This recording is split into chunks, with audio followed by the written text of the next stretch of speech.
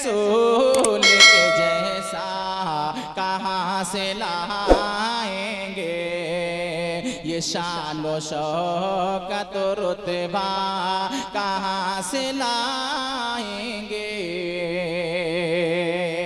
और दुआओं के साथ बहुत ही हसीन शेर आपकी समातों के हवाले पहुंचा रहा हूं। दुनिया के अंदर जितने भी शहर हैं, तमाम शहर अपनी अपनी खूबसूरती में एक आते हैं, लेकिन जब हसीन खूबसूरती की बात आती है तो शहर मदीना की एक बात हो जाती है। ये मदीना वही शहर है, ऐसा मुकद्दस शहर जो हमारे बुजुर्गाने दिन जब मदीना शरीफ की हाजिरी के लिए जाया करते थे, अल्लाह जब आपको तौफीक दे, हमको तौफीक दे, जब हम पहुंचे तो हमारा अंदाज क्या होना चाहिए, कोसों दूर अपनी चप्पल उतार दिया करते थे और नंगे पैर जाते थे। वहां जाने के बाद बहुत ही कम खाया करते थे, ताकि ज्यादा खाएंगे तो गिलाजत की जरूरत पड़ेगी, हमें शहर मदीना से बाहर जाना पड़ेगा और कहीं ऐसा ना हो कि मदीना के बाहर हमारी मौत हो जाए। हर एक की तमन्ना यही थी कि परवरदिगार आलम हमारी जब भी मौत आए, हमें जब भी दुनिया को अलविदा कहना पड़े तो कोई और शहर ना हो तो वो शहर मदीना हो। हजरत इमाम मालिक के हवाले से आता है कि आपके पाँव में एक कांटा लग गया था। हमारे और आपके जब कांटा लगता है तो हम लोग बेचैन हो जाते हैं, और सबकी बात है। इमाम मालिक रहमतुल्लाह अलैह के जब कांटा लगा था, शहर मदीना पहुंचे थे, तो आप पैर को उठा उठा करके चल रहे थे। तो आपके साथियों ने कहा, ऐ मेरे इमाम, आपके नाजुक कदम, फूल जैसे कदम और उसमें कांटा चुभा हुआ है और आप पैर उठा के चल रहे हैं, तो कितनी तकलीफ है, आप क्यों नहीं निकालते, निकाल दें। जरा इमाम मालिक की मोहब्बत को देखें। शहर मदीना से मोहब्बत हो तो ऐसी हो, नबी से मोहब्बत हो तो ऐसी हो। हजरत इमाम मालिक फरमाते हैं कि मेरे दोस्तों, ये आपकी मोहब्बत है, मुझे दिल से इस्तकबाल है, दिल से प्यार है, लेकिन मेरे अजीजों, मेरे पास कोई नेकी नहीं, मेरे पास कोई अच्छा अमल नहीं। जबकि वो इमाम मालिक हैं कि जिनके बताए हुए मसाइल पर आज मालिकियत अमल कर रही है, जिनकी बड़ी बड़ी किताबों को एक फतवा की लिस्ट में रखा जाता है, जिनकी कभी नमाज तहज्जुद कज़ा नहीं हुई, जो कभी बगैर वुजू नहीं रहे, खाना खाते थे तो वुजू के साथ खाना खाया करते थे, अगर सांस लेते थे तो बावुजू लिया करते थे। आपकी जब इबादत की तरफ रुख किया जाता है तो इमाम मालिक की इबादत का आलम यह था कि इशा के बाद जब आप खड़े होते थे तो फजर की जब अजान हुआ करती थी तो इमाम मालिक एक ही रकत में पूरा पूरा कुरान पढ़ दिया करते थे। ये अमल अच्छा था। उसके बावजूद इमाम मालिक फरमाते हैं कि अल्लाह की बारगाह में कहीं मुझसे पूछ लिया गया, ऐ इमाम मालिक, तुम मेरी बारगाह में क्या लेकर के आए हो, मेरे पास कोई नेकी तो नहीं होगी? तो हम कह देंगे, ऐ परवरदिगार आलम, मेरे पास कोई अच्छा अमल नहीं है, पर एक जमानत के लिए एक चीज है। रब फरमाएगा कौन सी चीज है, तो मैं अपने नबी के शहर का लगा हुआ कांटा पेश कर दूंगा। परवरदिगार आलम, इसके अलावा मेरे पास कोई चीज नहीं है। तो मोहब्बत हो मदीना से ऐसी हो, रसूल से ऐसी हो, तो दुनिया के अंदर बेशुमार शहर हैं, लेकिन सबसे हसीन शहर कौन सा है? शेर समात करें, कह दे या रसूल अल्लाह, और कह दे या रसूल अल्लाह। इस शेर के सदक़े में अल्लाह हमें और आपको सबको एक मर्तबा कम से कम मदीना की हाजिरी नसीब फरमाए। हसीन शहर तो दुनिया, हसीन शहर तो दुनिया में है बहुत, लेकिन हसीन शहर तो दुनिया में है बहुत, लेकिन हसीन शहर तो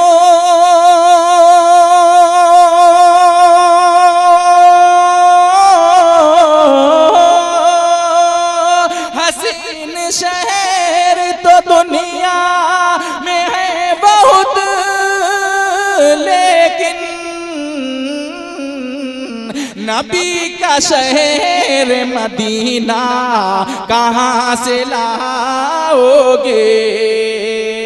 नबी का शहर मदीना कहाँ से लाओगे?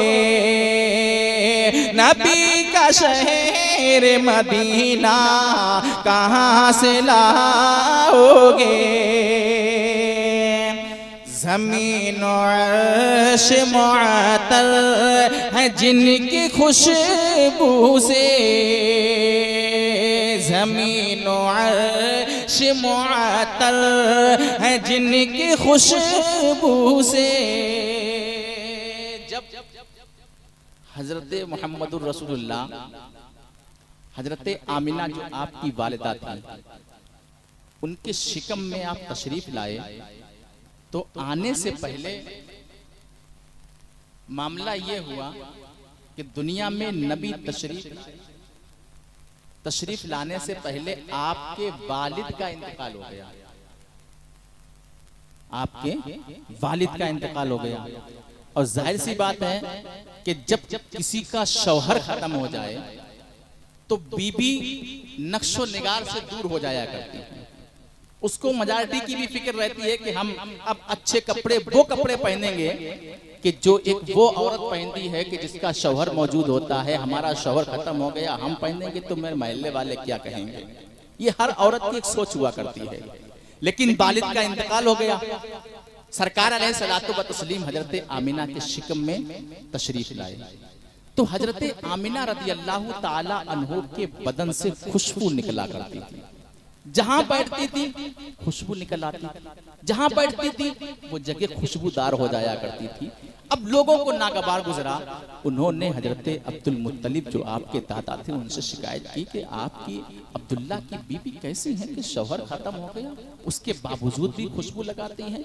अब हजरत अब्दुल मुत्तलिब के दिल में एक डाउट हुआ कि आखिर क्यों लगाती हैं, क्या वजह है। मेरा बेटा चला गया, उनका शौहर चला गया, तो उन्हें तो और उस हिसाब से रहना चाहिए कि जो एक बेबा औरत रहा करती। हजरत अब्दुल मुत्तलिब ने हजरत आमिना से पूछा कि बेटी जरा ये बताओ तुम खुशबू क्यों लगाती हो। अब उनकी आंखों से आंसू। कहा दादा, कहा अब्बा जान हम खुशबू लगाते हैं कि हाँ, जहाँ तुम बैठती हो तुम्हारी शिकायत की जाती है कि आपके अब्दुल्ला की जो बीबी है वो उनके जिस्म से खुशबू निकलती है, खुशबू लगाती है। तो जवाब सुनो मेरे अजीजों, हजरत आमिना फरमाती हैं कि नहीं, जिन्होंने ये शिकायत की है गलत शिकायत की है। मेरा शौहर खत्म हुआ है, मुझसे पूछो कि कितनी मेरे दिल पे तकलीफ है, और उस औरत के दिल पे हाथ रख के पूछो दुनिया के अंदर जिसका शौहर खत्म हो जाया करता है वो खुशबू की बात करती हैं। लेकिन क्या करूं, जब से मेरा लाल मेरे शिकम में तशरीफ लाया है मेरे बदन से खुशबू ही नहीं खत्म हुआ करती है। ये नबी की बरकत थी, जहां बैठती थी वो जगह खुशबूदार हो जाया करती थी। उसी हवाले से आइए शेर समात करें, कह दें या रसूल अल्लाह और कह दें या नबी अल्लाह। नबी का शहर मदीना कहाँ से लाओगे।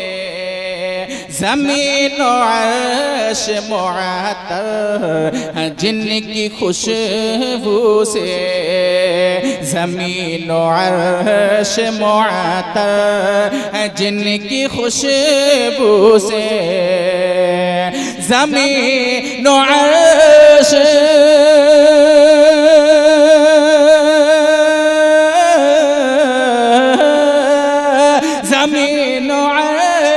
मुअत्तल है जिनकी खुशबू से,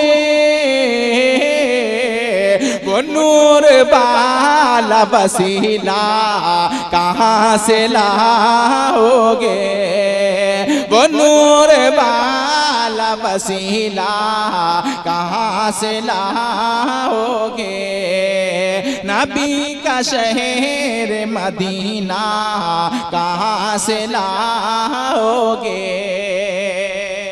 और तारीख के हवाले से बहुत ही प्यारा शेर। हम लोग जब भी ज़ोहर असर मगरिब की नमाज का वक्त आता है तो एक मुअज्जिन माइक से अजान पुकारता है। कोई नई बात नहीं, हर कोई जानता है, लेकिन आपने कभी ये गौर किया कि ये अजान चली कहाँ से है। अजान होती है, हम थोड़े होशदार हुए, हमने देखा ज़ोहर का टाइम हुआ अजान होने लगी, मगरिब का टाइम हुआ अजान होने लगी, लेकिन हम कलमा पढ़ने वाले हैं, कुरान पढ़ने वाले हैं, हदीस पढ़ने वाले हैं, तो हमें ये भी तो पता होना चाहिए अजान चली तो कैसे चली और कहाँ से चली है। हर कोई कर देगा, कह देगा कि नबी के जमाने से चली है, लेकिन चली कैसे? मुख्तसर उसके ऊपर हम रोशनी डाल करके शेर सुनाते हैं, तब इंशाअल्लाह आपको और अच्छा लगेगा सुनते हुए। पहले जब नमाज फर्ज हुई थी तो उस वक्त कोई ऐसा मंसूबा नहीं बना था कि जिसके जरिए से ये पता लगे कि अब नमाज का टाइम हो गया। नमाज का टाइम हो जाया करता था, लेकिन सहाबा के अंदर एक बेचैनी होती थी, कहीं ऐसा ना हो कि मेरी जमात छूट जाए, कहीं ऐसा ना हो कि जोहर का वक्त खत्म हो जाए, हमें नमाज ना मिल पाए, हम काम में लगे रहें। जो नमाज पढ़ते हैं उनके अंदर बेचैनी होती है, मेरी नमाज ना चली जाए। कोई खेत में मशगूल है तो कोई अपने खजूरों के बाग में मशगूल है तो कोई अपनी काश्तकारी में मशगूल, सब अपने अपने काम से जैसे हम लोग लगे रहते ऐसे ही सहाबा इकराम भी लगे रहते थे। तो एक दिन जब बेचैनी ज्यादा बढ़ी तो कहा या रसूल अल्लाह, एक मशवरा है। कहा क्या? कहा मशवरा ये है कि हम लोग जब खेतों में काम करते या बागों में काम करते हैं तो दिल बार बार बार बार हमारा नमाज की तरफ रहता, कहीं ऐसा ना हो कि जोहर असर का टाइम निकल जाए, हम नमाज ना पढ़ पाए। कोई चीज तैयार कर दी जाए कि जिसके जरिए से हमारे कानों में आवाज पहुंचे तो एकदम हम होशियार हो जाएं कि अपना काम काज छोड़ो और फौरन नमाज के लिए चलो। कहा बात तो ठीक है, तो कहा चलो मीटिंग की जाती है। तो चंद सहाबा इकराम बैठे, बैठने के बाद कहा या रसूलल्लाह, एक पहले सीटी, जिसे नक्कारा बोलते हैं, सीटी की आवाज हुआ करती थी कि नक्कारा बजा दिया जाए। एक बुलंद जगह पर खड़े होकर के, जैसे भोपा टाइप का, पपिया टाइप का जो होता है, ऐसे हम बजा देंगे तो वो आवाज पहुंच जाएगी, तो उससे लोग समझ जाएंगे कि चलो नमाज का टाइम हो गया, अपना काम छोड़ देंगे। तो मेरे नबी ने फरमाया नहीं, नक्कारा नहीं, ये तो गाने बाजों वालों की मुशाबत से आता है, गाने में सीटी ईटी बजाई जाती है। तो एक साहबी ने कहा या रसूलल्लाह, ऐसा ना हो तो ऐसा कर लिया जाए, टीले के ऊपर आग लगा दी जाए तो आग की लपट या धुआं है, इसको हम देखेंगे तो पता लग जाएगा कि चलो धुआं उठ रहा है, लपट उठ रही है, नमाज का टाइम हो गया, चलो नमाज पढ़ने चलते हैं। मेरे नबी ने फरमाया ये भी सही नहीं है, क्योंकि ये उनसे मुशाहबात हो जाएगी जो आग की पूजा करते हैं, मजूसी लोग। कहा मेरे नबी तो जानते थे कि आखिर इसमें बेहतर क्या है, लेकिन कभी कभी जैसे कुछ लोग होते हैं, वो कहते हैं कि अगर उन्हें पहले इल्म होता बता देते। पहले इल्म का होना और ना बताना, इसमें हिकमतें हुआ करती हैं। जैसे दो लोग लड़ रहे हों और तीसरे ने दूर से देख लिया हो कि गलती किसकी है, उसके बावजूद भी कहता है कि नहीं तुम बताओ गलती किसकी, जबकि उसे मालूम है। वो अपने मुंह से नहीं बताना चाह रहा है, तुम्हारे मुंह से सुनना चाह रहा है। अब इसमें कोई ये ना कह दे कि तुम्हें मालूम ही नहीं था, तभी बार बार हमसे पूछ रहे थे, ऐसा नहीं। तो मेरे नबी ने कहा कि चलो ये यहीं पे खत्म कर दो, अल्लाह बेहतर फैसला फरमाएगा। चले गए सब लोग।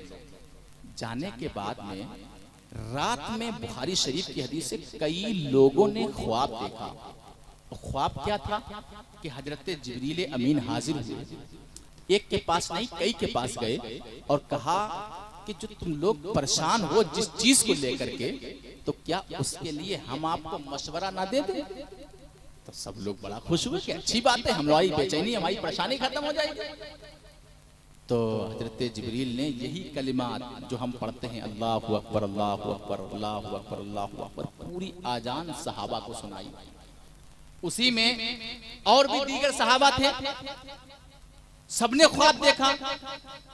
तो एक सहाबी थे, उनको रहा नहीं गया, ये कलिमात सीखे और सीखने के बाद में फौरन उतनी रात में हजरत मोहम्मद रसूलुल्लाह सल्लल्लाहु ताला अलैहि वसल्लम की बारगाह में हाजिर हुए। और हाजिर होने के बाद कहते या रसूलुल्लाह मसला हल हो गया, या रसूलुल्लाह मसला हल हो गया, जबकि नबी जान रहे हैं क्या हुआ है।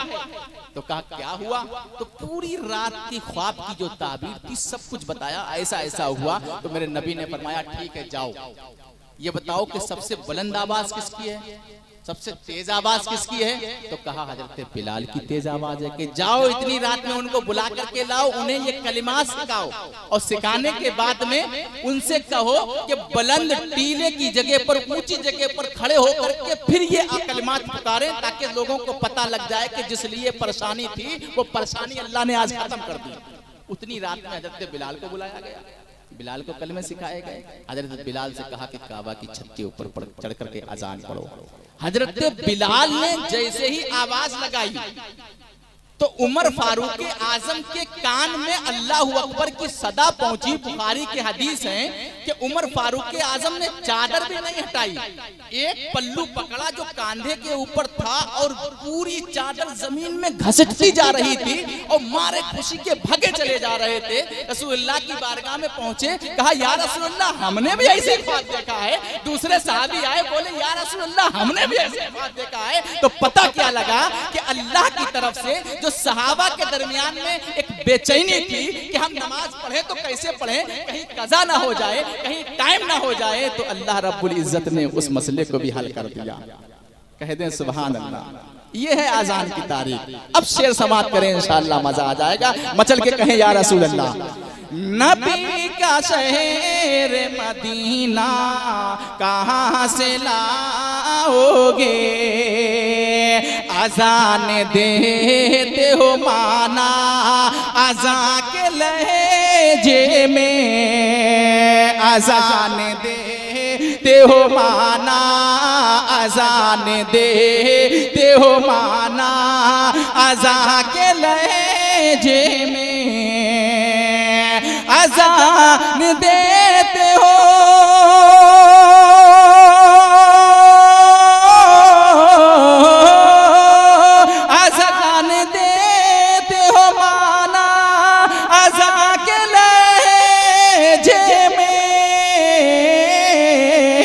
मगर बिलाल सा लहजा कहाँ से लाओगे, मगर बिलाल सा लहजा कहाँ से लाओगे। और आखिरी शेर, हम तो सिर्फ एक जलसे को आगे बढ़ा रहे थे, जलसा शुरू नहीं हुआ। अल्हम्दुलिल्लाह बस्ती के लोग जिन तक आवाज़ पहुंची, उलमाए कराम हुफाज कराम वो आ गए, लेकिन हमें लगता है हमारे माइक की आवाज़ कपूरपुर से ज़्यादा सौरिक पहले पहुंची है। कपूरपुर से ज़्यादा सौरिक पहले पहुंची है। अल्हम्दुलिल्लाह हजरत अल्लामा मौलाना फरदीन रजा कलीमी साहब बेहतरीन नात पढ़ते हैं, वो भी आपके दयार में हाजिर हैं।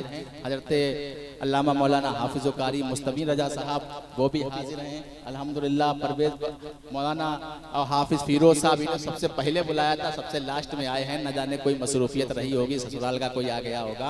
और बाकी लोग हमारे जिम्मेदार हजरात आ चुके हैं, जिन्होंने जिम्मेदारी को महसूस किया वो आ चुके हैं। अल्हम्दुलिल्लाह मुझे उम्मीद है और भी रफ्ता रफ्ता लोग उलमाए किराम कपूरपुर के हुफाज़े किराम आ रहे हों, क्योंकि आज का ऐसा माहौल है कि हर घर में मेहमान मौजूद हैं।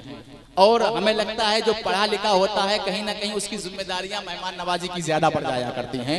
जो छोटे होते वो कहते हैं भाईजान समझे, भैया समझे, हम तो चल रहे हैं। तो हो सकता है मसरूफ हो, लेकिन उम्मीद है इंशाअल्लाह कपूरपुर की तमाम तर वो बेहतरीन लिस्ट जिसको उलमा और हुफ़ाज़ के नाम से याद किया जाता है, इंशाअल्लाह बहुत ही जल्द आएंगे। बस आखिरी शेर पढ़ करके उसके बाद इंशाअल्लाह जलसे की कार्रवाई आगे बढ़ेगी। आपके सामने बेहतरीन मद्दाह खान पेश किए जाएंगे। रफ्ता रफ्ता शेर समाप्त करें।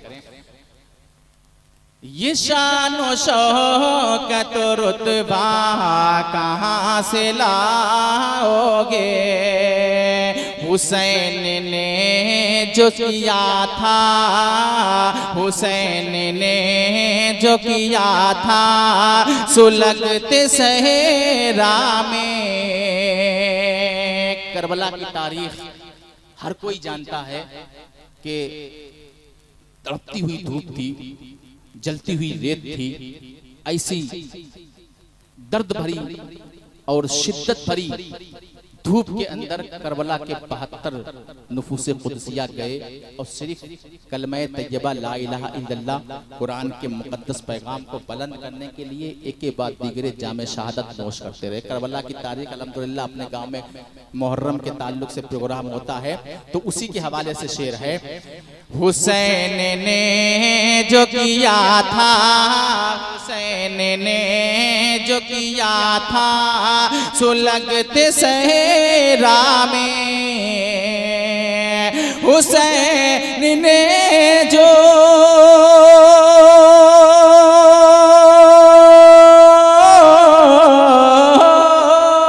हुसैन ने जो किया था सुलगते सहरा में, वो जज्बा वो सजदा कहाँ से लाओगे, वो जज्बा और वो सजदा कहाँ से लाओगे। नबी का शहर मदीना कहाँ से लाओगे, मगर बिलाल सा लहजा कहाँ से लाओगे।